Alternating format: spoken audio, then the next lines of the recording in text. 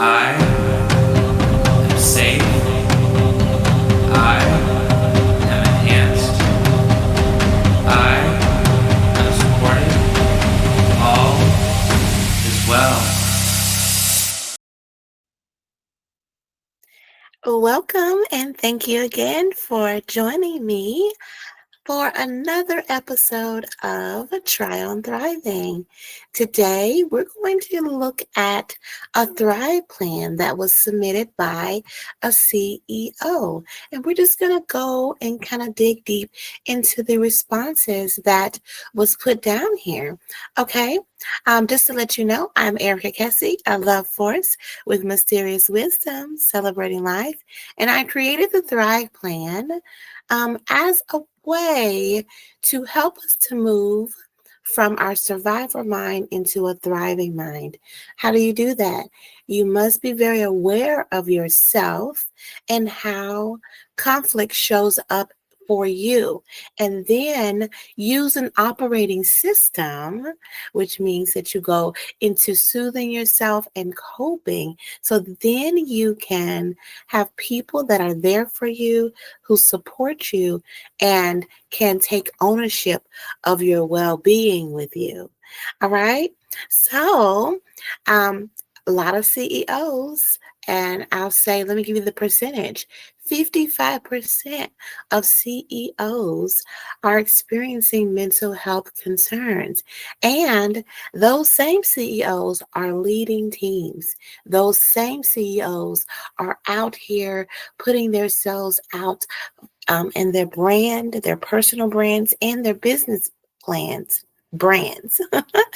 And they need to or should do no harm and should show themselves as confident, sure, centered. And how do you do that? Have a Thrive plan.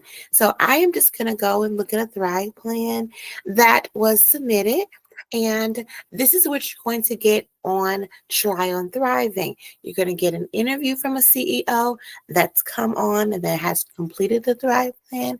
And then you are going to get me to go through not the immediate ones that are coming to the show, but I have 500 Thrive plans that have been completed by scaling entrepreneurs and CEOs that I'm going to pull from and just look at it and review it. So, first and foremost, on this particular Thrive plan that I have, the trauma response that the person put down is fight. And I want to say that a lot of people, when they complete this Thrive plan, when on first time looking at this Thrive plan, people are feeling overwhelmed with even sitting down and doing this self reflection. And so they want to complete it. And so they'll go ahead and mark fight. Fight is the number one response when I ask people, let's identify your trauma response. Now, let me tell you what a trauma response is. That's anytime that you feel overwhelmed, anytime that you are feeling unsure about the next steps you can take, anytime that um, uh, something comes through. It could be anything for anybody. I think a lot of people think of trauma as in like PTSD or something like war or something like that shows up, but it's not that. It's anything. It could be any transition that happens in your life can cause you to feel like you want to do a trauma response. We are constantly, naturally going to our trauma responses based on what happened in our lives and how we were able to move to soothe ourselves. We go into our trauma response. Now, let me just talk through trauma responses really quick. So, fight is when you aggressively push to complete or handle situations, even if it neglects yourself. Flight is when you're running from and ignoring or avoiding situations. Freeze is when you're overthinking, overanalyzing, and procrastinating. So you do not make any decisions. Flop is you kind of fall out, you go lay down, you get into a pit of despair, you get into depressed mood and unable to respond. And fawn is when you are apologizing a lot, you want to people please, and you attempt to be a peacemaker, to manage other people's emotions. So those are the trauma responses. These are what people naturally do if they are not doing any work for the on themselves, if they're not doing any self-care or any particular coping, they go into their trauma response. And the trauma response usually has some behaviors that you do in order to bring you out of it. And maybe those behaviors are not the best behaviors that you can do. So the goal of the Thrive Plan is to help you not go all the way to your trauma response, but to stop it in its tracks. How do you stop it in your tracks? Understand what your triggers are. What are the triggers? Triggers are circumstances that make you feel uncomfortable. They cause you physical, mental, emotional, and spiritual responses. All right. They feel disturbing to you, to your system. And so it's physical, mental, emotional, spiritual. And so going back, this particular person said that they fight. And I just want to go more into this thing with fighting. Um, our society, and especially American culture, really are advocates for you to push through, um, get it done, persevere, go ahead, be resilient, do what you need to do in order to keep on moving, right? And everyone thinks that a lot of pressure towards something will allow you to have it. Well, that is actually not very good for us, in that when you put a lot of pressure on making something happen, it really does, you are neglecting yourself in the meantime. You may be helping other people, and going back to that whole helping thing, we can have a whole conversation about helping. We should be partnering with people instead of helping them. But anyway, fighting is actually an acceptable response.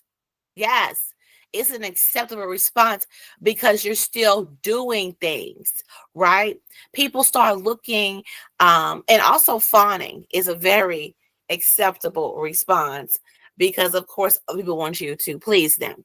Now, the other ones, avoiding situations and freezing or flopping, people really start, being concerned about that particular one. But it's because it's so passive. All the people who are doing something, which are the fighters, things are still getting done, but they're neglecting themselves in the meantime. So basically chipping away at their own well-being every time that they choose to fight instead of going into their soothing. So how do you go into your soothing? First, you have to identify that you are triggered. What does that mean? So the person who completed this particular Thrive Plan said that they have headaches. Okay, that's physical. For mental, they have intrusive thoughts. They have negative self-talk. They have, they're self-critical, and they seal up and push away emotions. Now, are you seeing this? How they're a fighter, and with the fighting, they are then getting headaches, right? Because you notice that mentally they marked a lot of things. It's because this person is very much in their minds, right? They very much are all about thinking it through. And basically, there's an attack on their minds when they are triggered, right? And so that attack on their mind makes them have a headache, right? And that's the physical response. And then let's go down to here. Yes, emotionally, they're tired, there's sadness, there's irritability, and there's mood swings. So, of course, if you are mentally tired from all that thinking and all that processing, you, of course, are tired. You feel that way emotionally, right? So you see how it all kind of plays together, because we are a whole self, right? And all these things are firing at the same time. And it's when the goal is to know that all this stuff is firing at the same time. And it is so confusing. It is so overwhelming. And the thing is, we have to make sure that we nip it in the bud immediately, nip it in the bud with your coping skills instead of letting yourself do the normal thing that you would do. All right. And that's a natural thing that you would do. But when you are doing self work, you learn I need to start living another way. I have to do something different because what I'm doing is not working. And then lastly, spiritually, they feel disconnected, detached, and then there's isolation. Now, I'm glad that they mentioned isolation because that's very much when people are in their heads and they're tired. They go lay down because they think it's a physical tired. They're not around people. And then sometimes they are not interacting with others to kind of hit up against them to know that they actually are wanting and needing and deserve to have people to take them out of their mind, and they need to get into their physical life. Other than a headache, it may be a way to cope for this particular CEO is to get out, do some exercising, rub their fingers together, which is a part of positive intelligence, wiggle their toes, get into their bodies and out of their minds, and that will help soothe them. So then also soothing that they do and coping that they do is they do gratitude, they do daydreaming, talking with a safe friend, self-reflection, being intentional, scheduling rest, saying no, setting limits on time, yoga, setting boundaries, exercise, resting, and listen to music. So they have a lot of good coping that they do, all right, that they marked on here. Now, one thing I must highlight on the Thrive Plan is what is a coping skill? It's a self-loving behavior they're healthy, gentle, and kind. So these are activities to be practiced and mastered to use as soon as you sense the initial signs of the trigger. So this is a part of the operating system. As soon as you sense the initial signs of all those things that I said, physically, mentally, emotionally, spiritually, and before you get to the trauma response, do the things that are on the list that this person said: gratitude, daydreaming, talking to a safe friend, exercising, and do all these things until you are feeling centered. Because when we're fighters, we'll fight to go ahead and try to fix it, get to the solution. But your well-being is more important than anything that you have to do. And when you really get into the practice of this, you can rebound from a conflict fairly quickly when you get better at giving yourself what you deserve and need. All right. And then it allows you to be the best version of yourself for all the people that you influence. Now, I will say one thing. I'm going down to the last part of the Thrive Plan is your social support system. What is that? That is being connected is our lifeline and power. It is important for us to be interdependent. A lot of fighters are very independent and they are just doing it on their own and they're just pressuring it through. And even they'll have staff and they still won't delegate out to their staff and allow their staff to come in as a social support system person, right?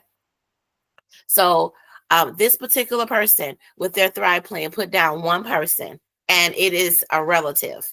So I would employ them and everyone to find individuals and have a social support system.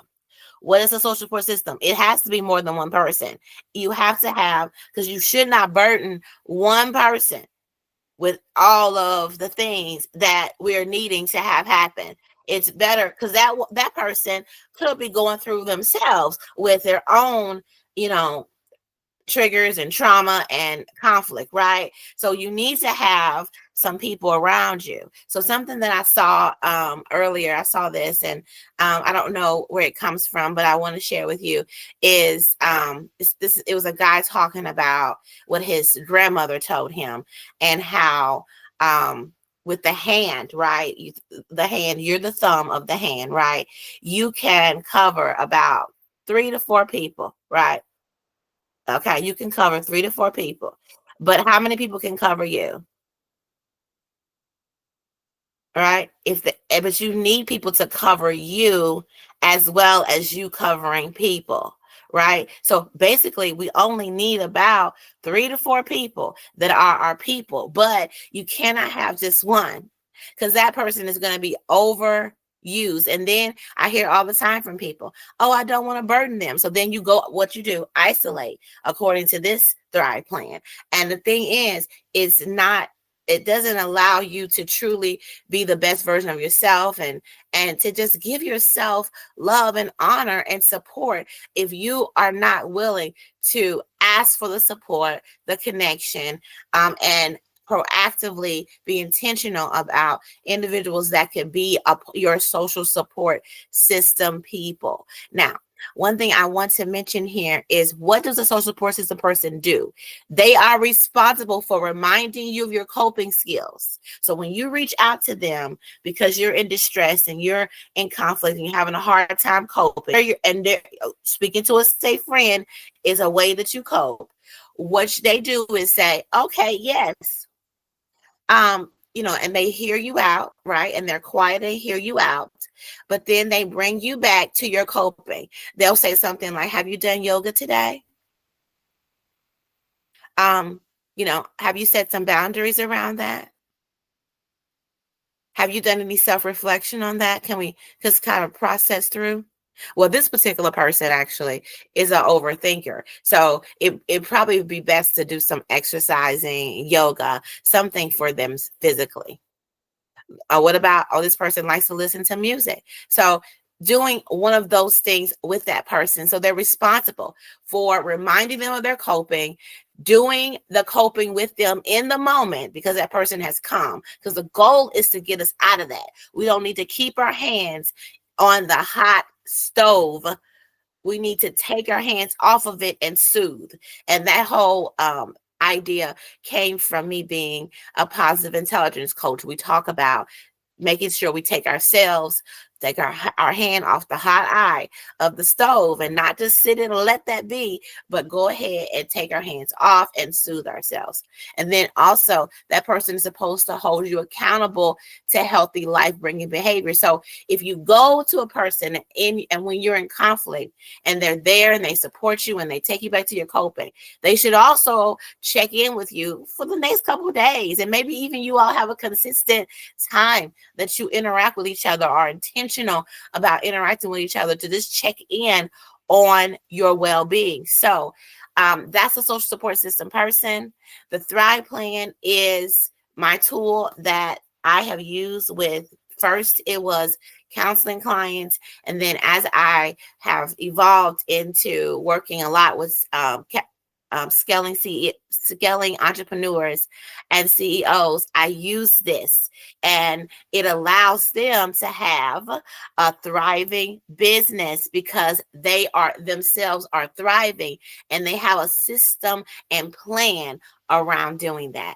You all, thank you so much for tuning in today for Try on Thriving. If you have any questions or comments, I'll put the link to the Thrive Plan in the comments. But I'll just let you know right now, it's bit.ly, bit period ly/ try on thriving. Isn't that easy? Bit.ly, bit period ly/ try on thriving. You can get your Thrive plan today. It is totally free and it's for you. I just feel like everyone needs to have or should have a Thrive plan. If we have a plan to do everything else in our lives, why not have a plan to thrive? So you all, I will talk to you all next time. And thank you so much for listening in on Try on Thriving.